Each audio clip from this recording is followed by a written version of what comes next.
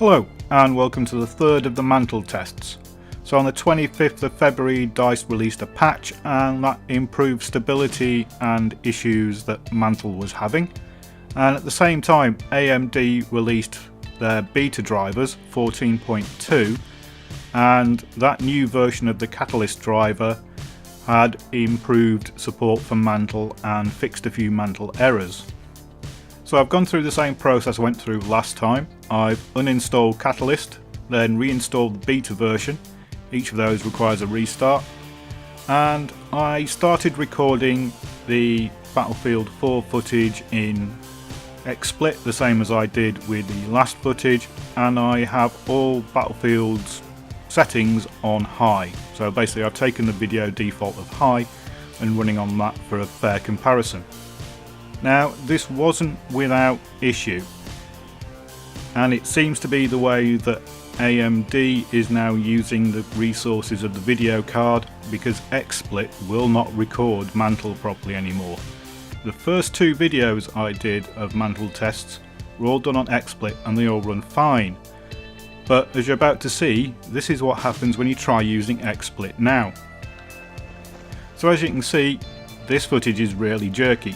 And that is XSplit for some reason, and it only happens under Mantle. When I try using XSplit under Direct 3D, it works fine, and it doesn't show in the game, only on the recording. So I switched to OBS because Fraps still won't record under Mantle, and I had the same issue with OBS. It was really jerky, and after fiddling around with the settings I managed to get OBS recording. But I've had to reduce the overhead, the amount of processing that OBS is doing, and the data rate quite considerably to get it working with Mantle. Now this isn't something I have to do with Direct 3D, and it's something that's not showing up in the CPU and GPU usage. So Mantle's not using more CPU and GPU, but what I'm assuming it's doing is locking other applications out and not letting them share it properly. So XSplit is then suffering and OBS is suffering because they've not got enough priority to use the CPU and GPU resources. But eventually I got OBS to record, and let's have a look at the results. Right, so this is a round of Conquest on Siege of Shanghai, and it's 64 man. In the bottom left hand corner you can see the CPU and GPU graph. CPU's in yellow, GPU is in green. So on loading the CPU is doing all the work, and then it drops down and they start sharing responsibility. Now this line is slightly higher than it was under Mantle before, so they are working a bit harder now. In the top left hand corner of the screen we have my PC graphics card and the renderer information, and I'll read that out because it's a bit small. So rendering backend is Mantle, resolution is 1918 by 1078, that's because I have to run it in borderless mode to record it properly. VSync is off, my GPUs are 1, GPU RAM is 3 gig, it's an AMD HD 79000 series, it's actually a Sapphire HD 7970 that I'm running. CPU cores is 8, job threads is 4, and CPU is an Intel Core i7 3820 at 3.6 GHz. So that's all the information you get in the top left.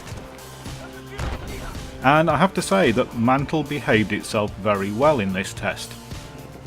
Previously we've had issues with spikes in the CPU and GPU usage, and that would cause massive increases in the frame time, which leads to massive drops in the FPS. And Siege of Shanghai is not a map that's renowned for its smooth FPS, because there's massive changes in view distance, there's the destructible tower, and it goes from indoors to outdoors. But Mantle behaves very well in this test. As you can see, at the moment we're averaging around 100 FPS, and the GPU CPU graph is pretty smooth. There's a few little spikes, but nothing outrageous. and in comparison to what we'd get with Direct 3D, it's a very smooth path. So it looks like quite a few of the issues with Mantle have been resolved. Now normally I lock my FPS to 120 to match my monitor, but for this test I unrestricted it, so it could run up to 200 if it wants. And that was just to see if it did go over the 120 limit. It does at various times when it's loading things and with death screens, but on average we're running between mid 80s to 110. Now here we're about to get into an armour battle. There's going to be a load of explosions, a lot of particle effects, and the frame rate does drop down into the 70s, but I don't think that's too bad. You know, we've got 3 tanks fighting in an enclosed area with an awful lot of explosions and destruction going on, and we're running sort of around 70-75 FPS. And with the recording software going, that's pretty good. Now, the graphics are set on high across the board, which means that particle effects and lighting effects are also on high, and I usually run them on low. So I think it's not doing too badly, Mantle. It's certainly a lot better than it was before, but it is still struggling with not being all that compatible with everything else. So Mantle is fine if you're just playing Battlefield 4. If that's all you're doing, you've got a single screen and you're playing Battlefield 4 and you're not recording. But for someone like me who records a lot of play, Mantle is still a bit of a pain because it does seem to be drawing more resources than Direct 3D does, and it is adversely affecting the recording software.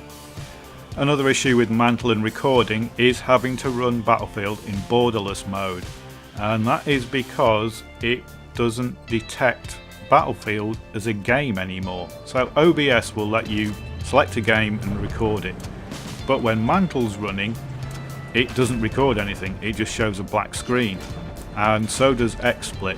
What you have to do is set it in borderless mode and record the whole monitor output rather than the game's output. I've played about 10 rounds with Mantle and they've all behaved very similarly in performance. So what I'll do is I'll let this round run for another 10 minutes or so you can see how Mantle performs in frame rate and CPU and GPU usage, and then I'll come back at the end and give you some of my thoughts on the current state of Mantle.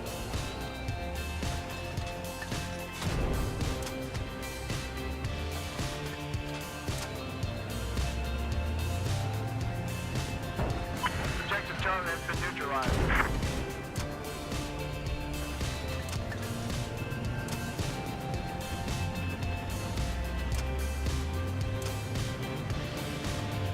We have taken Objective Charlie.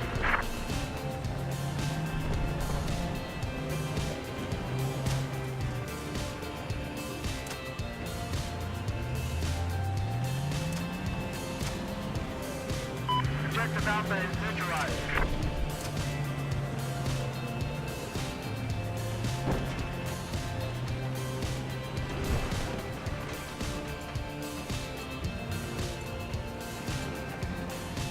Enemy missile inbound. Leave the area now.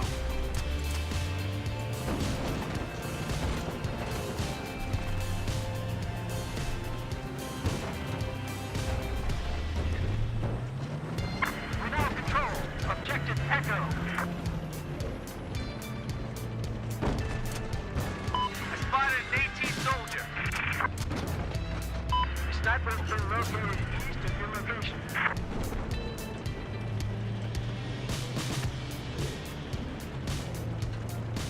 We no longer control Objective Charlie.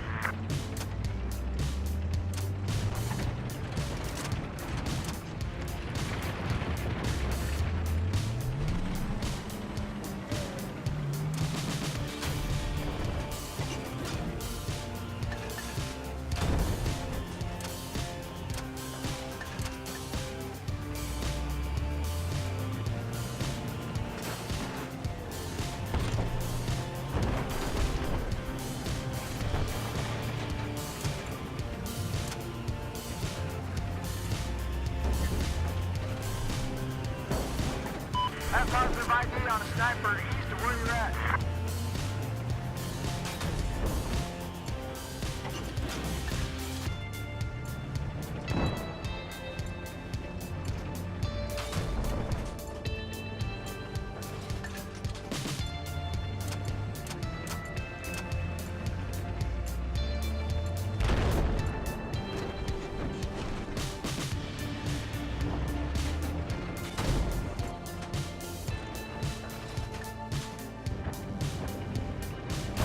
Hostile missile has been launched.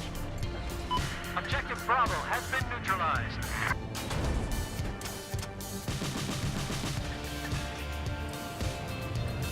We've just taken Objective Bravo.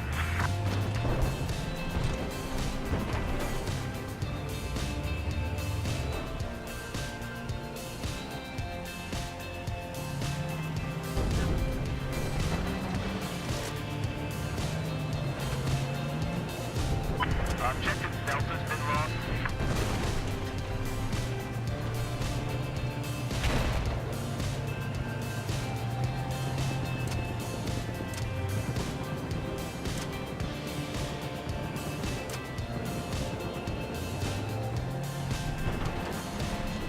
Advise on a hostile AG soldier south of your position.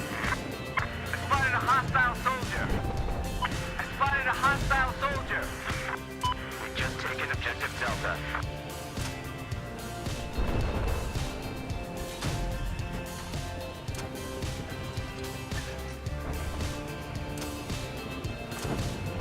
Heads up, enemy soldier, south of your location.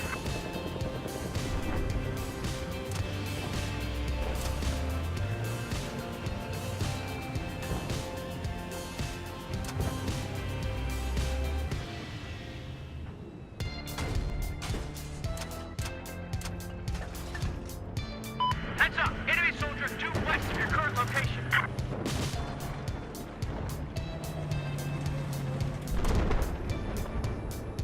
Objective Echo has been neutralized. I have eyes on a hostile tank south of where you are.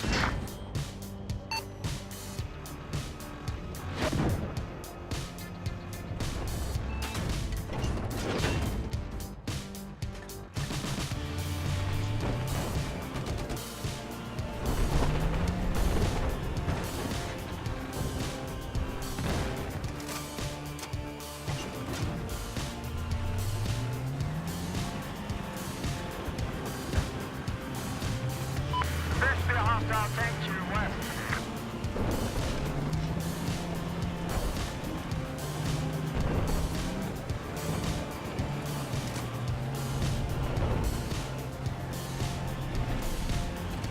I spotted a hostile tank.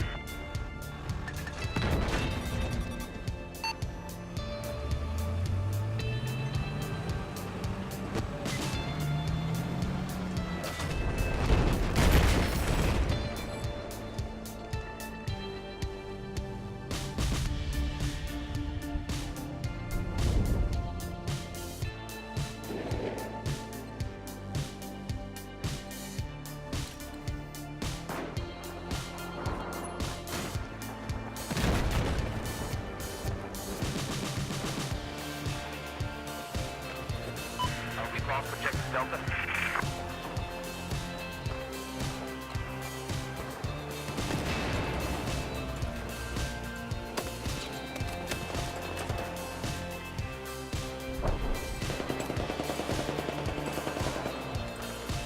Be advised, enemy missile inbound.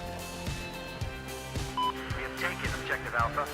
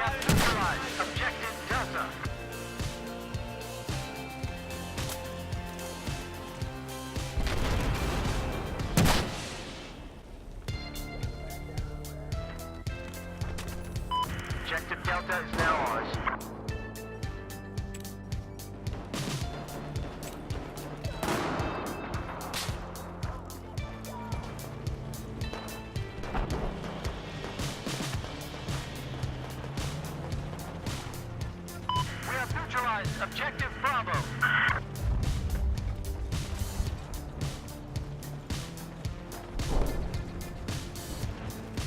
Objective Bravo is now ours.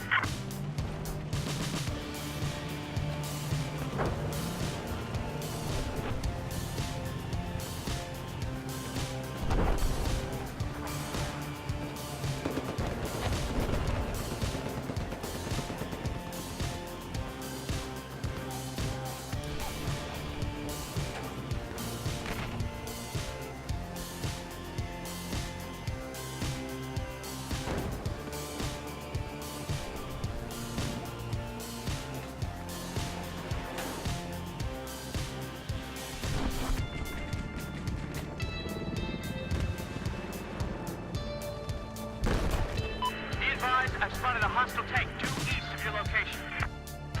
Missile away. Impact to follow.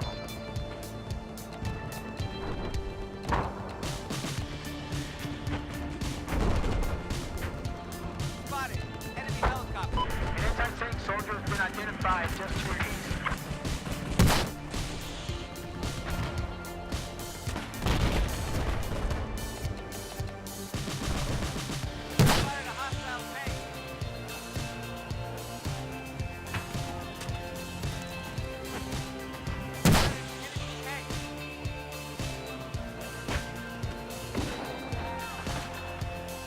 So that's Battlefield 4 running under Mantle, and I think the question that I would ask myself is, would I run Mantle if I wasn't recording?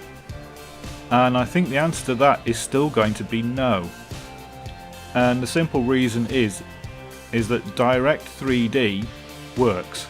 So in the tests I've done today on this version of Mantle, in the 8 rounds I've played, Mantle runs between about 70 FPS and 120 FPS, and that's exactly the same as Direct 3D runs for me on this setup.